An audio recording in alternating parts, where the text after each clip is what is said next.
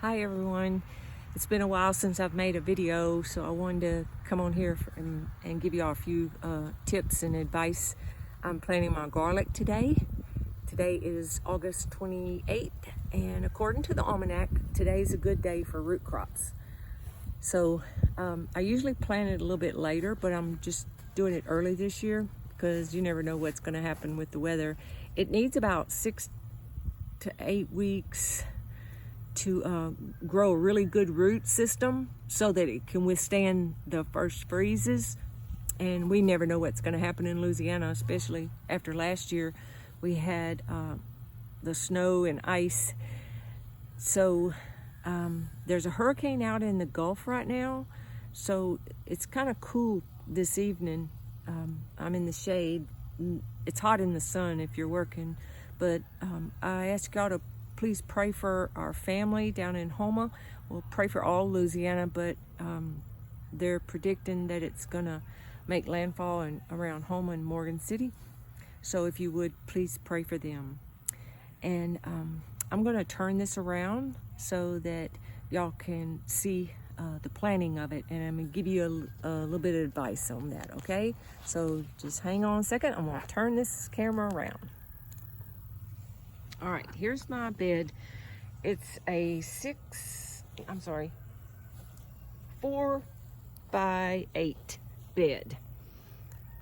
And earlier this week, I added a bag of fresh organic garden soil and a couple bags of composted manure. You can get any kind of garden soil that you have available to you. I just like organic, and any kind of compost. I had some compost from my compost bins, but I added it to another bed already, so I had to go buy a few. So here are the garlic. They recommend planting them about in rows of about 18 inches apart, give or take a few inches. Mine's a little closer just because I have a less space to plant in. Then you want your cloves about 3 to 4 inches apart. And I don't measure, I just kind of guesstimate. And these are garlic from what I grew last year. I just saved a few bulbs and broke them apart. And you want to plant individual cloves. And when you look at a clove, you can see one end has where the roots were, and then this is the top. So you always want to plant the root side down. So you put that into the soil like that. Originally, I got some from the nursery, just bulbs of garlic, and break them apart. But I have even grown garlic from the grocery store. They don't recommend it because it could harbor different kinds of diseases, or I don't know. I didn't find any difference, much difference when I planted the one from the grocery store. So just pick the biggest, healthiest one that you can find and break the cloves apart individually. Okay, so what I'm going to do is, it says about 3 inches deep. So what I do is, my soil is real loose.